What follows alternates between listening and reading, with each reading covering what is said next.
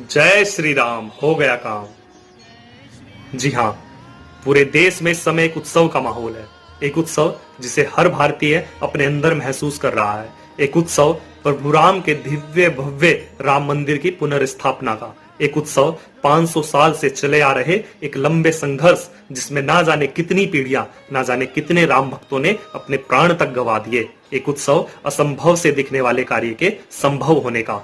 एक उत्सव प्रभु राम के दिव्य मंदिर से भारत को सांस्कृतिक स्वतंत्रता की ओर लेकर जाने का। जी हाँ, 5 तारीख को ठीक 12:15 पर जब प्रधानमंत्री नरेंद्र मोदी उस मंदिर की ईंट को नींव में रखेंगे तो न केवल एक मंदिर की ईंट बल्कि भारत के पुनर्स्थापना की, भारत के रामराज की, भारत के गौरव की एक ऐतिहासिक इबारत वो लिखेंगे। उस सब के साक्षी बनने के लिए हम और आप यहां मौजूद हैं। हम अपने आप को परम सौभाग्यशाली इस विषय में माने। आइए शुरू करते हैं प्रभु राम के उस भव्य मंदिर के बनने की संघर्ष की गौरव गाथा को। अयोध्या के राजा दशरथ के घर पैदा हुए प्रभु श्री राम, जिन्होंने अपने पूरे जीवन से ऐसे आदर्श स्थापित किए, वो भारत के युग पुरुष कहलाए। वो मर्यादा पुरुषोत्तम श्री राम के रूप में हम सब के एक आदर्श पुरुष के रूप में विद्यमान हुए, जिनका सदियों से एक भव्य दिव्य स्मारक अयोध्या में पहले से ही था। लेकिन पीढ़ियां बदली, विदेशी आक्रांताएं देश में आई और बाबर नाम के एक विदेशी आक्रांता ने उस भव्य स्मारक को तोड़कर वहां एक विवादित ढांचा बना दिया, जिसे बाबरी मस्जिद नाम दिया गया। पीढ़ियां बदलती रही, सरयू में ना जाने कितना पानी बह गया। अनेकों राम भक्त अपने मंदिर, भगवान राम के उस मंदिर की स्थापना के लिए संघर्ष करते रहे, लेकिन कोई परिणाम सामने नहीं आया। अब देश अंग्रेजों के हाथों में था। 1859 में अंग्रेजों ने दोहरा रवैया अपनाते हुए एक ऐसी व्यवस्था लागू की कि उस विवादित ढांचे के अंदर मुस्लिम नमाज पढ़ते थे तो बाहर हिंदू पूजा करने लगे। उसके बाद 1947 में देश आजाद हुआ तो 1949 में उस समय की सरकार ने उस स्थल को विवादित मानते हुए वहां ताला लगा दिया और राम भक्तों की आस्थाओं को दफनाने का एक काम किया गया। लेकिन कहते हैं भारत फिर से खड़ा हुआ। अपने गौरवशाली अतीत को लेकर भारत आगे बढ़ा।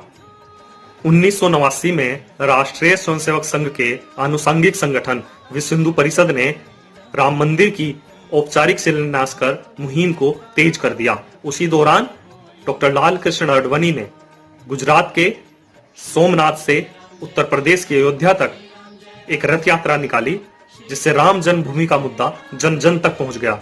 अब लोगों के अंदर एक विश्वास जगा कि शायद वो घड़ी निकट आ गई है जिसमें भव्य राम मंदिर का निर्माण होगा।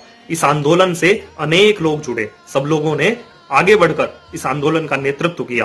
पूर्व प्रधानमंत्री अटल बिहारी वाजपेयी, डॉक्टर लाल कृष्ण आडवाणी, डॉक्टर मुरली मनोहर जोशी, आज के प्रधानमंत्री श्री नरेंद्र मोदी, आज के मुख्यमंत्री योगी आदित्यनाथ, विनय कटियार, साध्वी रतंबरा, उमा भारती जैसी अनेक शख्सियत आगे आई और देश के इस राष्ट्रीय अस्मिता के गौरव को स्थापित करने के लिए उन्होंने जगह जगह संघर्ष किया। 1990 में अयोध्या में कार सेवा का ऐलान किया गया, जिसमें पूरे देश भर के राम भक्त कार सेवक, साधु संत और सभी लोग अयोध्या कूच कर गए। पूरी अयोध्या भगवामय हो गई, पूरी अयोध्या राममय हो गई। लेकिन उस समय की सरकार ने भीड़ को रोकने के लिए राम भक्तों पर गोलियां तक चलवा दी। हम कैसे भूल सकते हैं बंगाल से आए हुए 2 भाई कोठारी बंधु, जिन्होंने प्रभु राम के दिव्य भव्य मंदिर की पुनर्स्थापना के लिए अपने प्राण तक न्यौछावर कर दिए। गोलीबारी चली, कार सेवा बंद हो गई। इसके बाद पुनः उस स्थल को विवादित बना, केस को कोर्ट में ले जाया गया। साल दर साल गुजरते गए। आंदोलन से जुड़े 2 प्रमुख कार्यकर्ता, जी हाँ, नरेंद्र मोदी और योगी आदित्यनाथ, अब क्रमशः देश के प्रधानमंत्री और उत्तर प्रदेश के मुख्यमंत्री के रूप में अपनी सेवाएं दे रहे थे। तो खुशी की बात तो आनी ही थी। चीफ जस्टिस रंजन गोगोई ने राम भक्तों के हक में फैसला सुनाया और अयोध्या में प्रभु राम के दिव्य भव्य राम मंदिर की पुनर्स्थापना का मार्ग प्रशस्त किया। तो मानो 500 वर्षों से चला आ रहा वो लंबा संघर्ष पूर्ण हो गया हो। मानो साधु संत, कार सेवकों और शहीद हुए राम भक्तों को सच्ची श्रद्धांजलि मिल गई हो। मानो 1528 में बाबर ने जो सांस्कृतिक पतन करने के लिए राम मंदिर को खंड खंड किया था, भारत पुनः सांस्कृतिक रूप से स्वतंत्र हो गया हो। अब बहुत हो गया, बहुत हो गई प्रतीक्षा, अब और इंतजार नहीं होता है। प्रभु राम के जिस मंदिर का सपना हजारों करोड़ों राम भक्तों ने देखा था, 5 तारीख उसके लिए तय हुई है। 5 अगस्त ठीक 12:15 पर प्रधानमंत्री नरेंद्र मोदी अपने हाथ से मंदिर की उस नींव की ईंट को रखेंगे तो एक भव्य स्मारक का रूप हमारे सामने प्रस्तुत होगा। जब प्रभु राम 14 साल के वनवास के बाद अयोध्या आए तो अयोध्या नगरी को सजाया गया था, दीपों से उसे जगमगाया गया था। अब तो प्रभु राम 500 साल के बाद आ रहे हैं, तो क्यों ना ऐसा ही एक उत्सव, ऐसा ही एक दीपोत्सव हम और आप अपने घरों में भी मनाएं।